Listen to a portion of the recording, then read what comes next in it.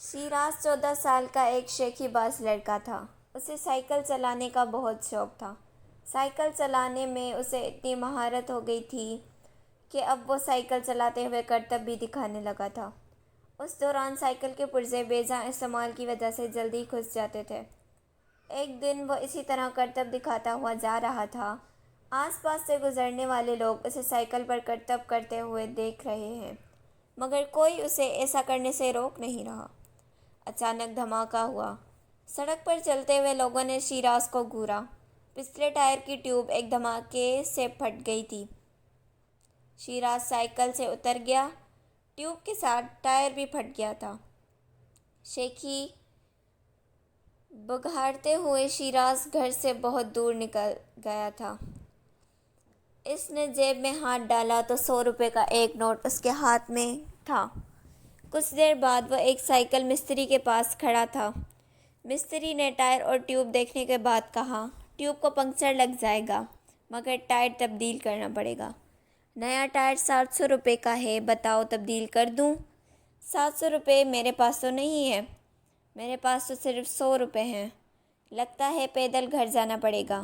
شیراز نے سائیکل کو دیکھتے ہوئے سوچا، پھر وہ سائیکل کھینچتا ہوا گھر کی طرف روانہ ہو گیا۔ شیراز گھر پہنچا تو پیدل چلنے کی وجہ سے وہ بہت تھک چکا تھا۔ امی جان نے پچھلے ٹائر کو دیکھا جو زمین سے چپکا ہوا تھا۔ بولی، آج پھر سائیکل پنکچر کر کے لے آئے ہو؟ آج ٹیوب کے ساتھ ٹائر بھی پھٹ گیا ہے۔ پنکچر اور نئے ٹائر کا خرچ کل ملا کر 800 روپے ہوئے۔ 800 روپے؟ امی جان نے دہرایا۔ آپ 700 روپے دے دیں، میں 100 روپے میرے پاس ہیں۔ شیراز کا یہ پرسکون انداز امی کے لیے حیرت میں مبتلا کرنے کے لیے کافی تھا۔ یہ سب کیسے ہوا؟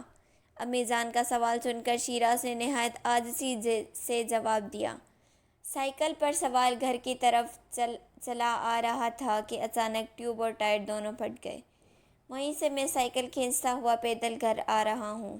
اچانک شیراز کی نظر سائیکل پر پڑی تو اسے محسوس ہوا جیسے وہ کہہ رہی ہوں، جھوٹ جھوٹ، سراسر جھوٹ، اپنے کرتوتوں کے بارے میں تو بتاؤ، سچ بولو، سچ۔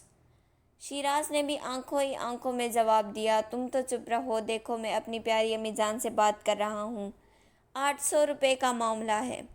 امی اپیل پر غور کر رہی تھی۔ آخر امی جان نے 800 روپے شیراز کو دے دیے۔ شیراز اپنے مقصد میں کامیاب ہو گیا تھا۔ نیا ٹائر اور ٹیوب میں پنکچر لگوانے کی دیر تھی کہ وہ پہلے جیسا شیراز بن گیا تھا۔ سائیکل سے احتجاجاً چیخو پکار شروع کر دی، مگر شیراز پر نہ تو پہلے اثر ہوتا تھا اور نہ اب ہو رہا ہے۔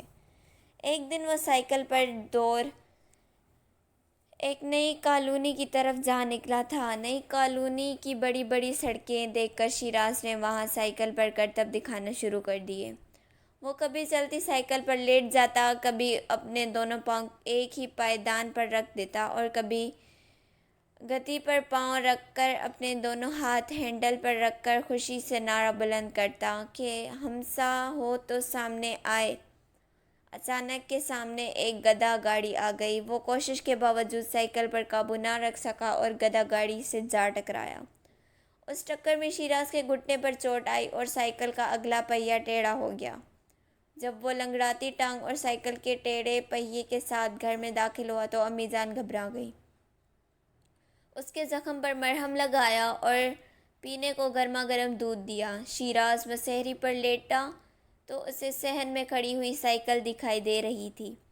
سائیکل کو دیکھ کر اسے افسوس ہوا کہ وہ بھی بری حالت میں تھی، اسے بھی مرمت کی ضرورت تھی۔ امی جان صحن میں آئیں تو اطمینان کا اظہار کرتے ہوئے کہا، آج کل تو لوگ اندھا دھند سڑکوں پر گاڑیاں چلاتے ہیں، میرا بیٹا تو بہت دیکھ بھال کر آرام سے سائیکل چلاتا ہے۔